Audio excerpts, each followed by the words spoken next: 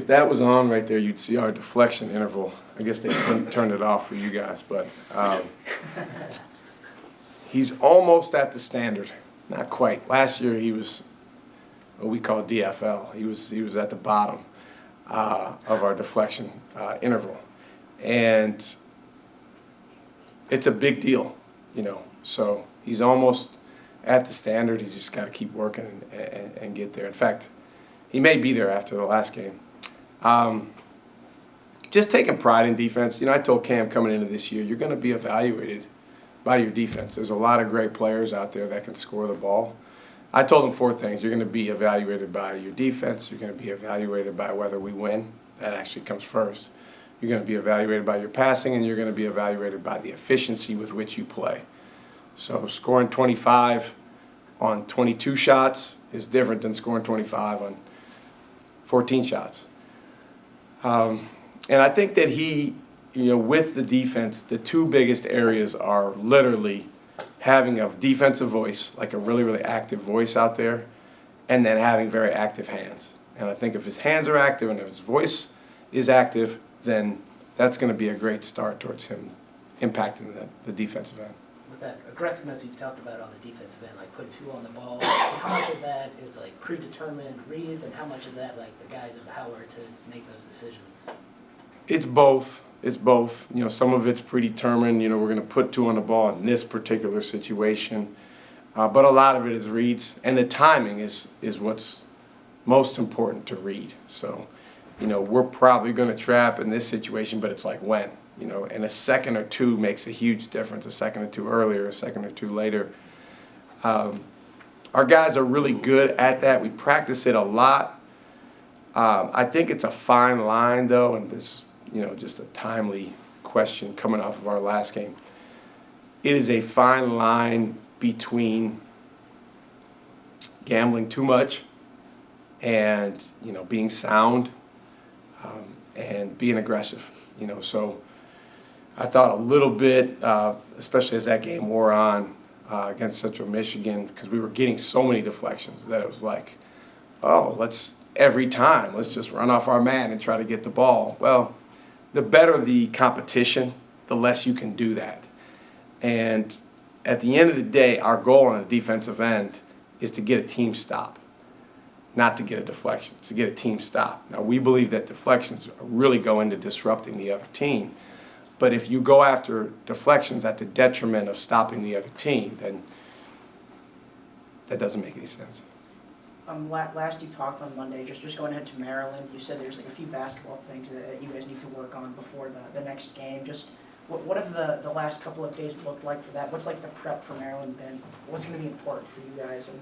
Yeah, we got more than a few. We got a lot. I mean, but you know what? If you watch college basketball, that's everybody in the country. You know, in the last couple days, I've watched, you know, some high-level games between some of the very best and most talented and well-coached teams in the country, and you know, those guys got a lot to work on too. And yeah, I think what everyone has in common is we are all fighting and scratching and clawing for competitive stamina and the ability to play a 40-minute game with relatively same level of focus and that not going up and down. I think anytime you fall into some type of belief or assumption that you don't have to be your best to win, whether it's win the game, win a possession, win a matchup, immediately what's going to creep in there is the stuff you don't want, whether it's a lack of focus, a lack of 100% effort, even a lack of confidence can come in there, a lack of respect for what goes into winning. And that's human nature. It's natural. It happens to everybody. You see it in the NBA level when there's these huge swings. But if you want to be great, you got to battle those things. Some of the basketball stuff we need to continue to work on: transition defense, defensive rebounding, offensive rebounding. You know, the way that we move the ball and hit teammates in the chin on our passes, delivering the ball on time and on target. Our attack versus certain things that teams do, whether it's pick and roll coverages, whether it's changing defenses, press zone, one-on-one defense, whether it's in the post or whether it's out on the floor, helping each other, guarding screens off the ball. It does seem like college basketball is evolving a little bit back to a little bit more off-the-ball screening. There's still a ton of pick and roll, but teams have gotten a little more diverse with their attack. So definitely something that we got to keep working on. When Central Michigan switched its zone, that seemed to disrupt your flow a little bit. I'm sure teams are studying that and a way to counteract you guys. What do you want to see in the half court against the zone, execution-wise, better? Well, I think we actually got really good shots against it if you go back and watch. So most of it is, work to get great shots, create closeouts. We created 95 closeouts in that game, which is way above our goal. So whether that's against man or zone, then it comes down to jumping up and shooting it in. Obviously, Ben and Jop both had tough shooting nights. When you combine those together, the team number is not as good. We believe in those guys, and we want those guys to take open shots. I do think, to your question, we can get in the paint more. We can get behind the zone better. There was one time where Cam drove the zone, passed it behind the bottom layer of the zone to Caden, and he laid it up. Do that more. But zones are going to shift and evolve. They're going to match up sometimes more than other times, and you just have to take what's there. You've got to take kind of away from the zone the ability to match up. Sometimes put them in positions where it's 2-on-1 on one side or 3-on-2. And then, I think Cam particularly needs to make sure that he's making, simple, good decisions with the ball in his hands against zone. With BG, I know you're confident like those unguarded catch and shoot looks are going to follow, the percentage-wise is going to increase, but I think he only has like 3 shots at the rim.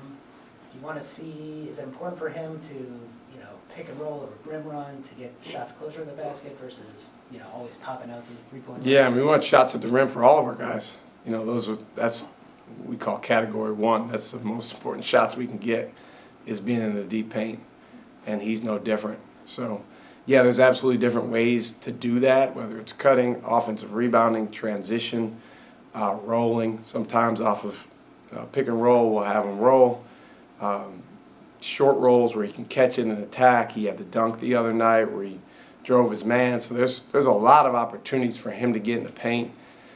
Just so happens the way that he's been played lately and we've been played, he's gotten a lot of good looks from outside. That will even out over time, and we're confident in him.